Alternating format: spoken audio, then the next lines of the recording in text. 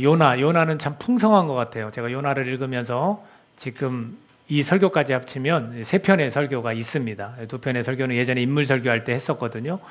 그래서 또 다른 은혜가 있어서 제가 요나서를 말씀을 오늘 전하는데, 제가 주중에 우리 금요 찬양 집회 있잖아요. 근데 그 찬양 집회에 가서 우리 오사영 목사님이 이제 예배를 계속 처음부터 끝까지 인도하잖아요. 그 인도하는 중에 이렇게 외치고 같이 기도를 하는 부분이 있어요.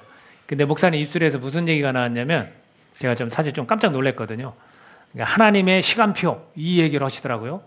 하나님의 시간표, 우리의 인생 가운데 하나님의 시간표에 따라가서 이렇게 하는 거를 외쳤어요. 근데 제가 사실은 이 설교를 정하면서 제목을 마침이라는 그 한 단어에 집중하고 하나님의 시간표입니다, 이렇게 정했거든요. 근데 목사님하고 얘기를 나눈 적이 없어요. 그래서 제가 막 기도하다가 이게 영적으로 서로 이런 것들이 참 같이 하나님을 묵상하고 하면서 이런 것들이 어떻게 이렇게 맞지? 그 다음 주에 하나님의 시간표라고 외칠 수도 있는데 꼭 요주, 내가 설교 제목하고 똑같은 왜 고주 엊그저께 금요일에 그 얘기를 제 마음으로 내시면 좋았습니다. 우연의 일치? 아무것도 아닐 수도 있죠. 그러나 참 좋았어요. 그래서 오늘 이 말씀의 제목 그대로 마침, 어떤 일이 일어났을까요? 마침. 끝에 이렇게 마침표로 마침이 아니라 쉼표입니다. 마침 어떤 일이 이렇게 딱 생긴 겁니다. 그래서 이 제목을 가지고 함께 말씀을 나누려고 하는데, 이 마침은 다행히, 운 좋게 이렇게도 쓰여요. 다행히, 운 좋게. 그래서 제가 영어는 잘 못하지만 영어로 luckily 이렇게 luckily 행운처럼. 그래서 요나가 오늘 마침 하고 자기가 어떤 좋은 일이 생긴 것처럼 지금 표현을 합니다. 그렇죠? 마침 자기가 어디를 막 도망가고 싶어. 하나님이 뭐를 시켰는데 그걸 피해서 도망가고 싶어. 근데 마침 내가 갈 수 있는 길이 열린 거예요. 그래서 이 마침은 은혜다. 나에게 은혜가 임했다. 이렇게 표현할 수도 있고, 이거 희한하네. 이렇게 표현할 수도 있죠. 그리고 이거 뭐가 있는 것 같다. 마침 이렇게 일이 생긴 거 보니까 뭐가 있는 것 같다. 이렇게 볼 수도 있죠. 근데 이게 부정적으로도 쓰일 수 있다라는 거. 긍정적인 표현이지만 이것이 부정적으로도 쓸 수 있다라는 것. 마침 배가 있어서 하나님을 피해서, 얼굴을 피해서 도망갔지만 어떤 일이 생겼습니까? 막 풍랑이 막 일어나고 배가 다 깨질 지경에 놓인 거예요. 그래서 긍정적인 것 같지만 부정적으로도 쓰일 수 있다. 그래서 여기에서는 이 단어가 부정적 측면이 긍정적으로 결론이 난다라는 걸 보여주고 있습니다. 부정적으로, 말은 긍정적이지만 부정적인 일이 발생하지만 다시금 긍정적인 일로 결론이 난다라는 걸 말씀을 드리겠습니다. 헬라어로 보면 이 시간이라는 거를 크로노스라고 그래요. 자, 몇 시야 지금? 하면 이제 시간이 쭉 흘러가잖아요. 이렇게 그냥 시간이 흘러가는 걸 크로노스라고 표현합니다. 그리고 카이로스라는 게 있어요. 카이로스는 그리스 신화에서는 기회의 신 이렇게 불러요. 지금처럼 마침 나 이런 일이 생겼다 할 때 기회가 왔다, 이런 신에 대한 표현을 쓰지만 성서적으로 보면 이거는 하나님의 시간입니다. 그러니까 시공간을 상관없이 딱 어떤 일이 벌어지고 생기는 것을 카이로스, 하나님의 때 이렇게 부릅니다. 이제 크로노스냐 카이로스냐, 크로노스를 카이로스로 볼 수 있는 그런 메시지가 오늘 이 말씀에 들어 있습니다. 여러분, 하나님의 시간으로, 이 마침이라는 것은 하나님의 시간으로 이루어졌다는 거, 우리 인생도 마찬가지. 그것을 한번 보고자 합니다. 첫 번째는 뭐냐면, 이 마침이라는 거, 왜 하나님의 시간표일까? 하나님을 나타내기 위한 것이었다는 거예요. 이 마침이.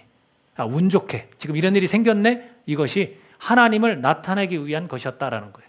요나는 어떻게 생각했냐면 자신을 위한 일인 줄 알았어요. 내가 지금 하나님이 큰 성읍 니느웨로 가서, 그게 악독이 굉장히 많은 그런 성인데 네가 가서 외쳐라. 그랬더니 요나는 여호와의 얼굴을 피하여서 다시스로 도망했어요. 일단은 막 도피를 한 거예요. 정말 그 사역하기 싫어요. 간 거예요.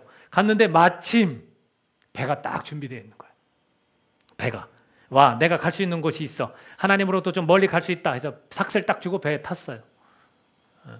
근데 그 일이 결국에는 하나님을 나타내기 위한 것이었다라는 것을 우리가 알 수 있게 됩니다.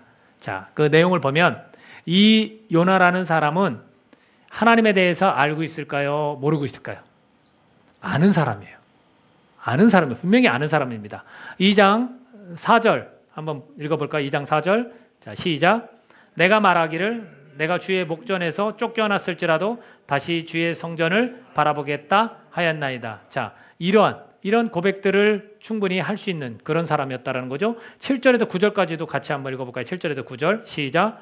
내 영혼이 내 속에서 피곤할 때에 내가 여호와를 생각하였더니 내 기도가 주께 이르러 싸우며 주의 성전에 미쳤나이다.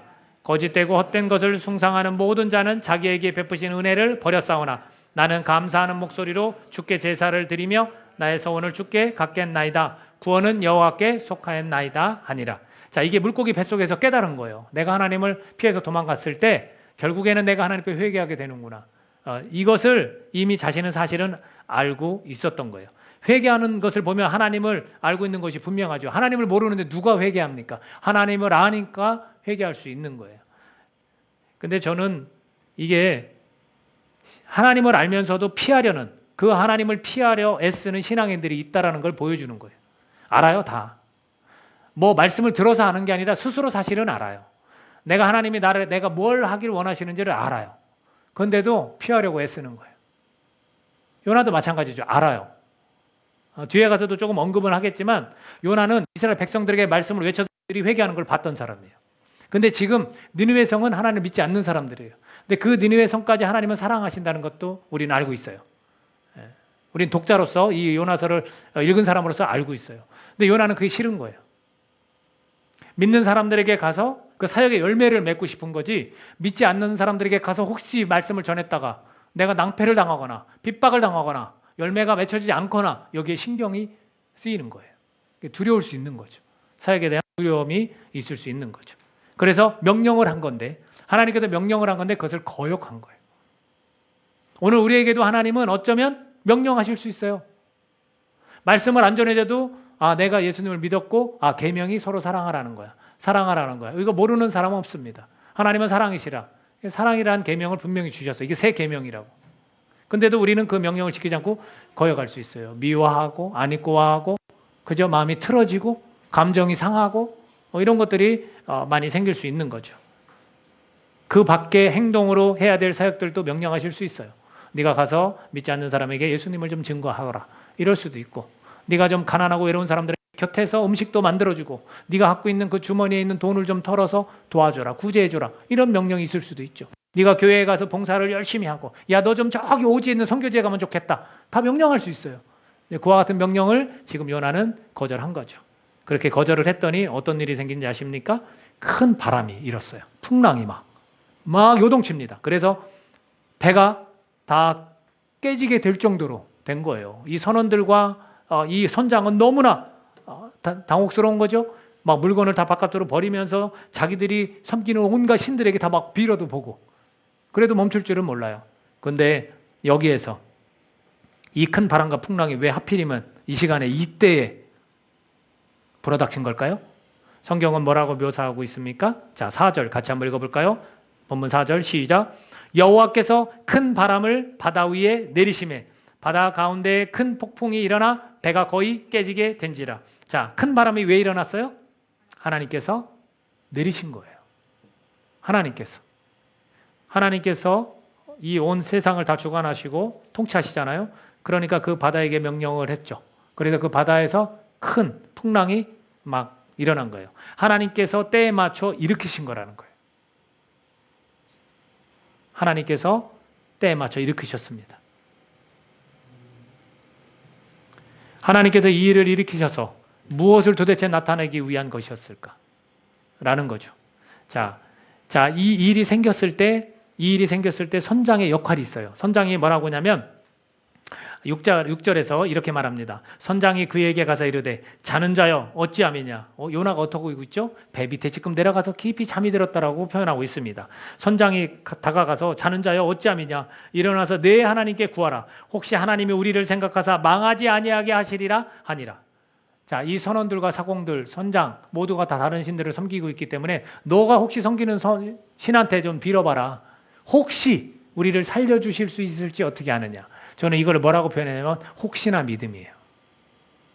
우리 그리스도인들이 믿음이 얼마나 견고하고 얼마나 대단하고 얼마나 큰 확신을 갖고 있습니까? 저만 해도 흔들릴 때가 많거든요. 여러분은 어떠세요? 그래서 차라리 저는 이렇게 표현합니다. 이 선장처럼 우리도 혹시나 믿음이라도 있으면 좋겠다고. 하나님이 혹시나 이렇게 해주실지 어떻게 알아? 이거 믿음이거든요. 그렇지 않아요? 이 선장의 역할은 그거예요. 마치 크리스천들에게 확성기되고 막 말하는 것 같아요. 야, 하나님이 해주실지 어떻게 알아? 전혀 하나님 안 믿는 사람이. 우리에게도 이 혹시나 믿음이 있어야 돼요. 오히려 우리에게 지금 하나님이 확성기를 대고 이 선장을 통해서 우리 믿는 자들에게 지금 외치고 계신지 몰라요. 니네들 혹시나 믿음이나 있어? 혹시 알아? 내가 네 병을 고쳐줄지? 혹시 알아? 내가 네 큰 문제를 해결해 줄지? 이렇게. 그래서 이게 우리에게 도전이 되는 거예요. 그리스도인들에게. 지금 선장이 그런 역할을 감당하고 있습니다. 저는 이 부분들을 보면서 이 요나가 뭐라고 고백한 게 있냐면 9절에 가서 보면 너 도대체 누군지, 너 어디서 왔는지, 너 어느 민족인지, 네가 섬기는 사람은 누군지 예를 들어서 다 질문을 했어요. 그랬을 때 고백이 1장 9절입니다. 같이 한번 읽어볼까요? 1장 9절 시작.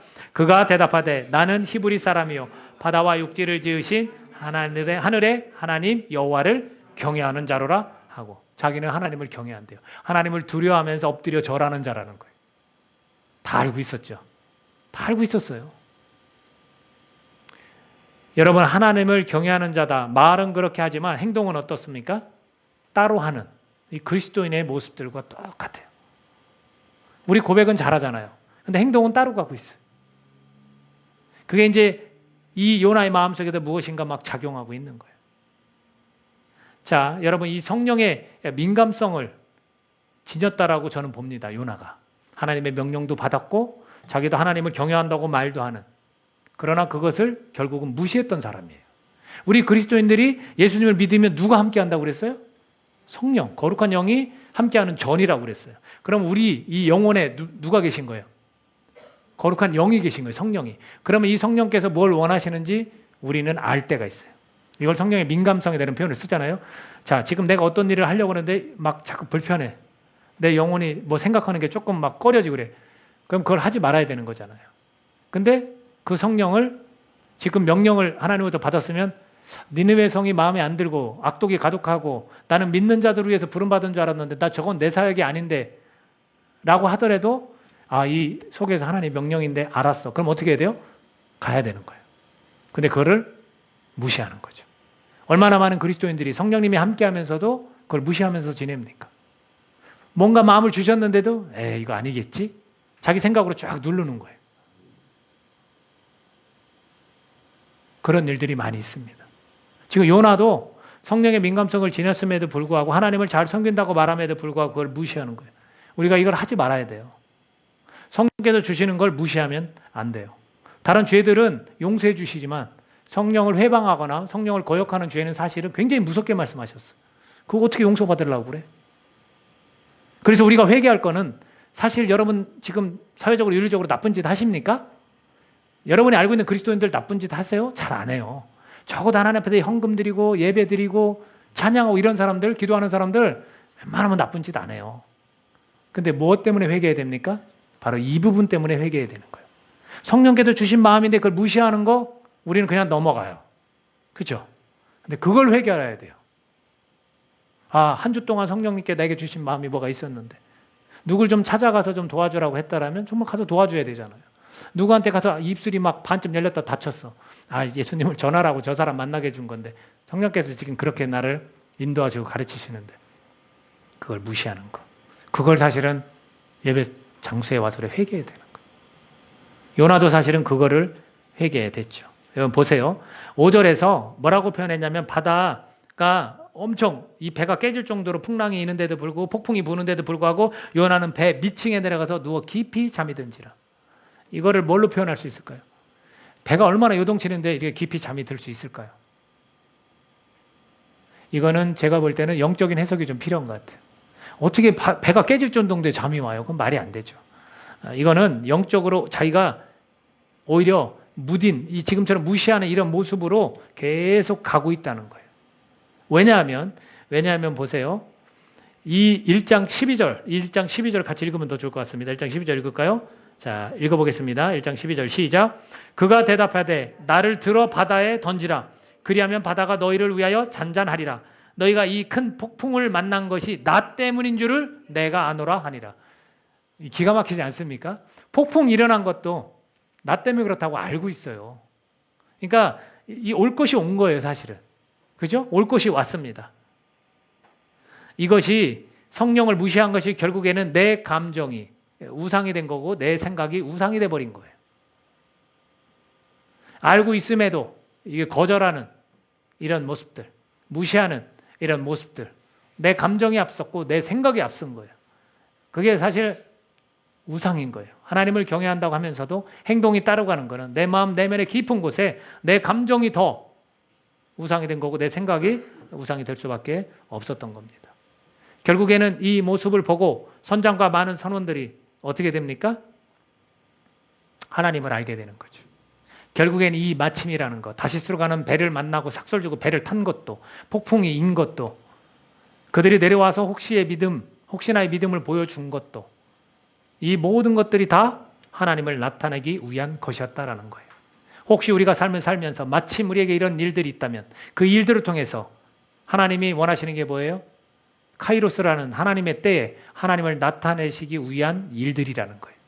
그것이 내가 선택한 것이 잘못 풀려가도, 내가 선택한 것이 좋게 풀려가도 결국 그것은 하나님을 나타내기 위한 시간이라는 거예요. 그걸 꼭 기억하시길 바랍니다. 두 번째는 뭐냐면, 자, 이 마침이라는 걸 통해서 두 번째로 우리가 알 수 있는 건 뭐냐면 진짜 신이 누구인지 판가름나게 되었다는 거예요. 아무리 요나는 마침 야 나에게 정말 귀한 일이 생겼다, 하나님을 등지고 떠날 수 있는 일이 생겼다 했지만 그것이 잘 안 풀렸어요. 결국에는 바다에서 던져버려요. 그래서 물고기 뱃속에까지 들어가는 그런 일이 생기거든요. 근데 그거를 통해서 그 마침이 자기에게 운 좋고 다행인 것처럼 여겼지만 이 과정은 되게 안 좋게 풀린 거잖아요.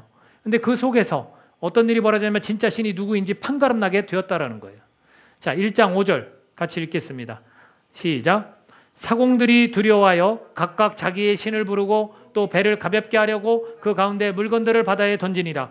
그러나 요나는 배 밑층에 내려가서 누워 깊이 잠이 든지라. 이렇게 표현하고 있습니다. 큰 풍랑이 일었을 때 각기 이 사공들은 자기의 그 신들에게 빕니다. 살려달라고 빕니다. 네, 그러는 중에 이제 제비를 뽑는 거예요. 제비를 뽑는 겁니다. 7절, 본문 7절 읽습니다. 그들이 서로 이르되 자 우리가 제비를 뽑아 이 재앙이 누구로 말미암아 우리에게 임하였나 알아보자 하고 곧 제비를 뽑으니 제비가 요나에게 뽑힌지라. 자, 이런 게 다 하나님께 역사하시는 거예요. 하필 왜 요나한테 뽑혀? 그러니까 하나님께서 그 때를 하나님께서 잘 그 마침이라는 그 모든 시간들을 잘 활용하고 계신 겁니다. 그래서 제비 뽑혀서 요나가 됐습니다. 그리고 나서 우리가 읽었지만 9절에서 그가 대답하되 나는 히브리 사람이고 바다와 육지를 지신 하늘의 하나님 여호와를 경외하는 자다라는 고백을 하게 됩니다. 자, 그리고 나서 이 모든 것들이 나 때문에 일어났다. 그렇게 이야기를 합니다.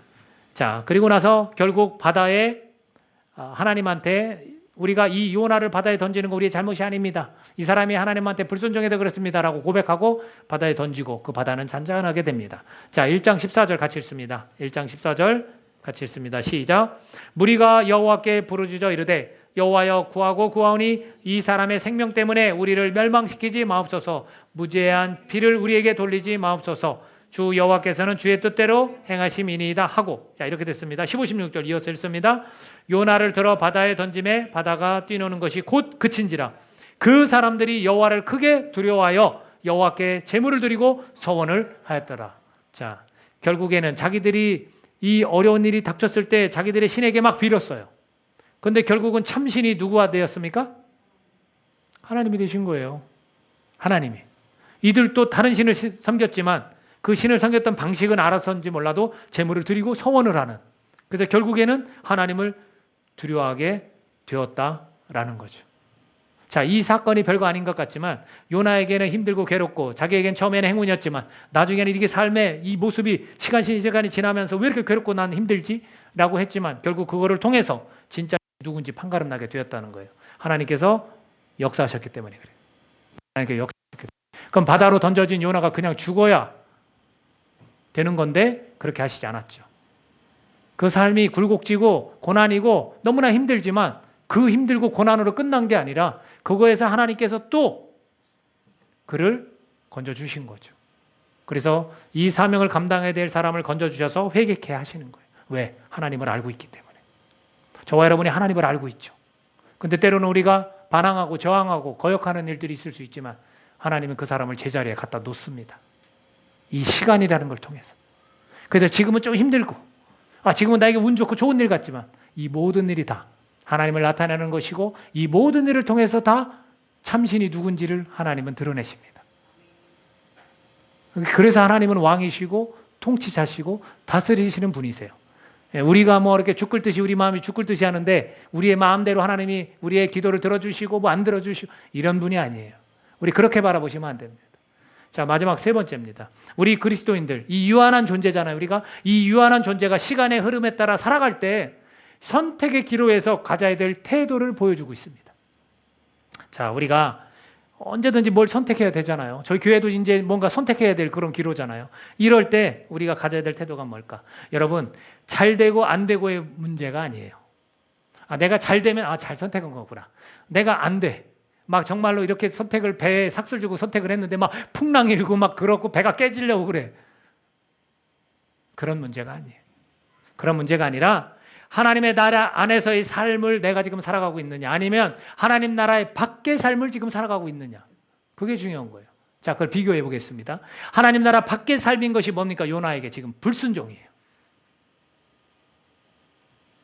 거리가 먼 곳, 하나님 말씀이 전해져야 될 저곳이 아니라 반대로 쫙 가는 거예요. 이게 하나님 나라 밖의 삶으로 지금 가고 있는 거예요. 불순종이에요. 그러면 하나님 나라 안에서의 삶은 어떤 겁니까? 순종이에요. 순종. 명령에 그대로 우리가 따르는 거. 나에게 주신 그 사명 그대로 내가 하는 거예요. 자, 그리고 나서 요나가 물고기 뱃속에서 회개를 하고 나와서 사역을 감당해요. 근데 이건 온전하지 않아요.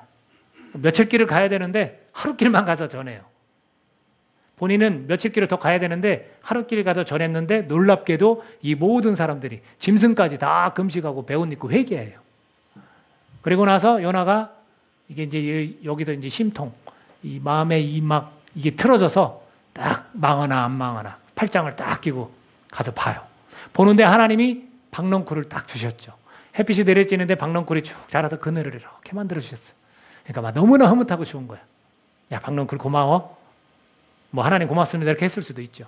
그리고 나서 지켜보는 중에 이 박넝쿨이 하룻밤 사이에 싹 하고 벌레를 하나님 보내셔서 이 박넝쿨이 없어지겠다고 그래요. 그때 또 막 나를 죽여주십시오. 이게 뭡니까? 때 앞에 태서 지금 막 이러면서 불평불만을 하죠. 여러분, 이 모습 자신밖에 모르는 인생이에요. 이 박넝쿨 사건으로 자신밖에 모르는 인생을 보여줬어요. 우리 그리스도인들이 하나님을 섬기고 믿는다면서 하나님을 두려워하고 엎드려 절한다면서 경외한다면서 자기밖에 몰라요. 좋은 일 생기면 하나님 감사합니다. 나쁜 일 생기면 하나님 왜 이러세요? 지금 그러잖아요. 이게 하나님 나라 밖의 삶인 거예요. 하나님 나라와는 무관한 사람들의 삶이잖아요. 그걸 뭐라고 할 사람이 누가 있어요? 세상에서 그렇게 살아가는 사람한테 뭐라고 할 사람이 누가 있습니까? 근데 지금 그리스도인이 사명을 받은 요나가 그러고 있다고요. 하나님이 딱 꼬집죠. 너 그거 식물 하나 갖다가 그렇게 하면서 저 니느웨 성에 수많은 그 죽어가는 사람들을 내가 귀하게 여기지 않을 것 같으냐? 너 어떻게 생각하냐? 요나의 마무리는 잘 정리가 안 됐지만 우리는 예측할 수 있어요. 순종하는 거죠. 그때 다시 깨닫는 거죠. 진짜 하나님 앞에 그때는 회개를 하는 거죠. 물고기 뱃속에서도 진정한 회개가 아니었던 거예요, 사실. 우리가 위기를 모면하기 위해서 잠깐 회개해요. 저는 그래서 사실은 재밌어요. 하나님 앞에서 우리가 완벽하게 회개하고 완벽하게 어떻게 살아요? 그러니까 때로는 이런 말씀이 위로가 되고 에이그 요나가 내 얘기구나. 하나님 오늘도 이 말씀 주셔서 감사해요. 내가 하나님 나라 밖의 삶을 자꾸 살려고 했습니다. 그리고 깨닫는 거예요. 얼마나 재밌어요. 그렇다고 누가 정죄합니까? 저도 여러분 정죄 못해요. 저도 이 말씀을 통해서 또 깨달으니까. 이게 다른 거예요. 그렇다면 하나님 나라 안에서의 삶은 뭐겠습니까? 자기밖에 모르는 인생, 이 박넝쿨 하나를 그렇게 툴툴거리는 이런 그리스도인이 아니라 하나님 나라 안에서의 삶은 어떤 삶입니까? 타자들, 죽어가는 그 영혼들을 위한 삶을 사는 거예요. 그렇습니다. 하나님, 내 사역이 이스라엘 백성에게만 국한된 줄 알았는데 저 악독이 가득한 니느웨 성도 하나님은 사랑하시네요. 그렇다면 왕이신 당신께서 나에게 명령하시니 내가 지킬게요. 하나님이 불쌍히 여기시니 나도 그들을 불쌍히 여겨볼게요. 그게 정상이잖아요. 그뿐이 아닙니다. 이 요나는, 이거는 제가 그냥 개인적으로 해석을 하는 겁니다. 요나는 비둘기라는 뜻을 갖고 있어요. 근데 이 비둘기는 뭘 상징할까? 방황하는 이스라엘을 상징하는 것 같더라고요. 비둘기는 막 이렇게 날아다니고 돌아다니잖아요. 근데 이걸 왜 근거를 그렇게 잡았냐면, 이거 엉뚱한 해석일 수도 있으니까 너무 이렇게 신뢰하지 마세요.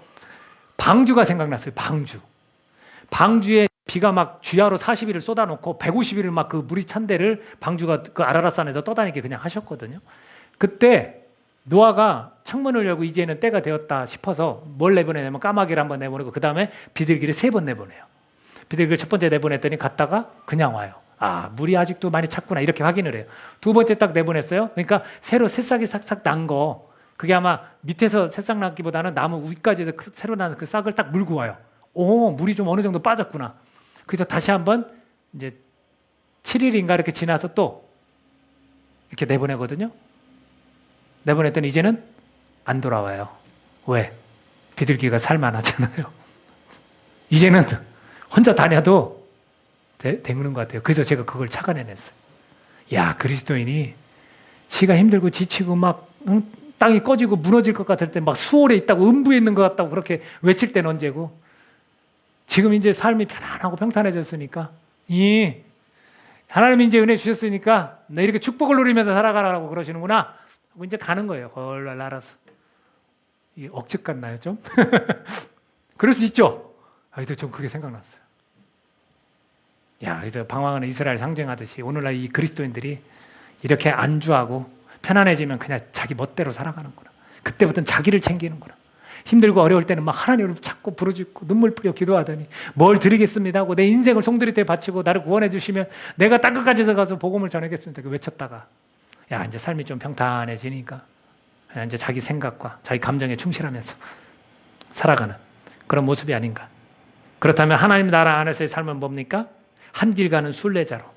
그렇죠? 한 길만 가는 거예요. 그 좁은 길. 여기 보이잖아요. 좁은 길. 함께 걷는 좁은 길. 우리가 좁은 길을 그냥 한 길 가는 순례자로 믿음을 지키면서 가면서 올곧게 살아가는 그리스도인이 하나님 나라 안에서의 삶인 것입니다.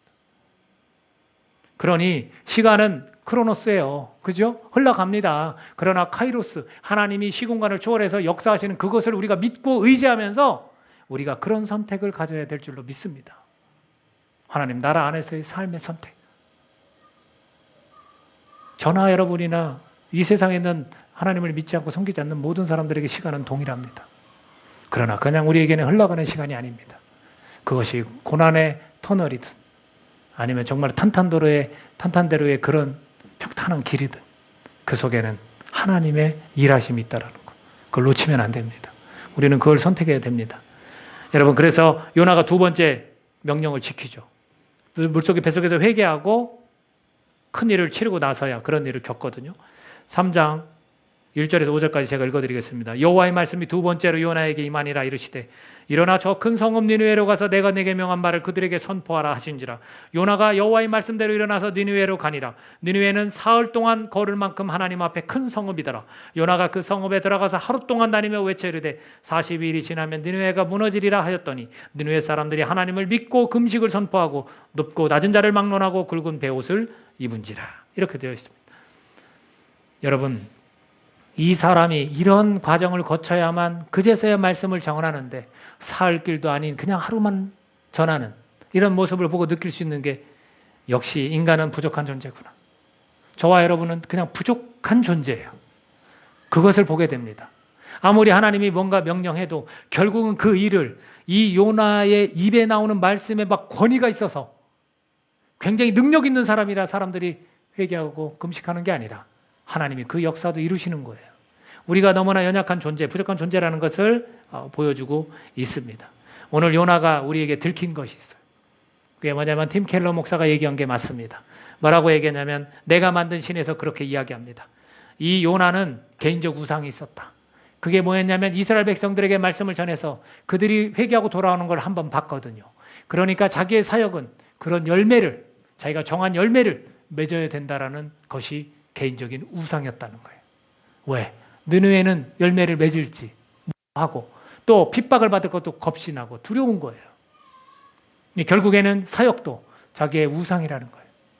하나님의 명령을 따르는 것이지 자기가 정한 사역을 하는 게 맞는 게 아니지 않습니까? 또 하나는 뭐였냐면 그가 팔짱을 끼고 회개하는 백성들이 어떻게 되나 두고 보는, 그러면서 나중에 하나님이 이럴 줄 알았다고, 내가 이래서 싫었다고, 결국에는 자기가 판단자가 되어 내가 용서하지 못하는 저 악독이 가득한 백성을 하나님은 왜 용서하십니까? 내가 용서하지 못한 사람을 하나님은 용서하시니 나는 그런 하나님 싫습니다. 우리가 왜 용서하지 못합니까? 하나님이 용서하셨는데 내가 판단자기 때문에. 이게 종교적 우상이라는 거예요. 내가 볼 때는 저 사람은 죽어 마땅한데 왜 하나님 살려주십니까? 이런 내면의 우상이 요나에게 있었다라고 진단을 합니다. 사랑하는 여러분, 그러한 부족한 존재가 바로 우리입니다. 그럼에도 불구하고 하나님은 하나님을 드러내시기 원하고 하나님은 죽어가는 백성들을 살리기 원하십니다. 결국 하나님은 그리스도인을 제자리로 돌아오게 하시는 분이시다라는 겁니다. 믿는 자들의 시간은 하나님의 시간표로서 하나님 나라 안에서 살아가며 마침이라 하는 어떤 선택에도 불구하고 하나님이 증거되고 또 예수님이 전해지는 그런 하나님의 시간표인 것을 오늘 깨달을 수 있기를 바랍니다. 좋은 일 있을 수 있습니다. 나쁘고 고통스럽고 힘든 일 있을 수 있습니다. 우리의 크로노스의 시간이 카이로스의 시간으로 삼는 저와 여러분이 되시기를 예수님의 이름으로 축복합니다. 기도하겠습니다. 우리에게 주어진 시간 참 소중합니다, 여러분. 이 시간을 통해서 하나님께서 주관하시고 역사하신다는 것, 그리고 우리 믿는 자들에게는 하나님이 드러내기를 하나님은 원하시고 하나님의 참신임을 이 만방에 알려지기를 하나님은 원하십니다. 여러분 선택의 기로에서 무엇을 선택하시겠습니까? 잘 되고 안 되고 생각하시겠습니까? 아닙니다. 내가 지금 이 선택이 하나님 나라 안에서의 삶의 선택이냐 하나님 나라 밖의 삶의 선택이냐를 우리가 결정하셔야 됩니다. 그것이 힘들고 어렵지만 그 가운데도 하나님이 이렇게 도우시고 역사하신다는 것, 내가 혹시 내 내면 깊은 곳에서 우상으로 삼는 것이 내가 종교적인 우상이 될 수도 있고 내 개인적인 우상이 될 수도 있습니다. 하나님보다 더 귀중히 여기고 생각하는 것이 될 수도 있습니다. 사랑하는 여러분, 어떤 선택을 하더라도 그 시간을 통해서 하나님은 역사하십니다. 그래서 이 모든 시간은 우리 믿는 자들은 하나님의 시간표라고 그렇게 말할 수 있는 것입니다. 저 여러분에게 주어진 이 시간 하나님께 영광 돌릴 수 있는 귀한 시간이 될 수 있기를 간절히 바랍니다. 성령님 의지하며 함께 기도하는 시간 갖겠습니다. 하나님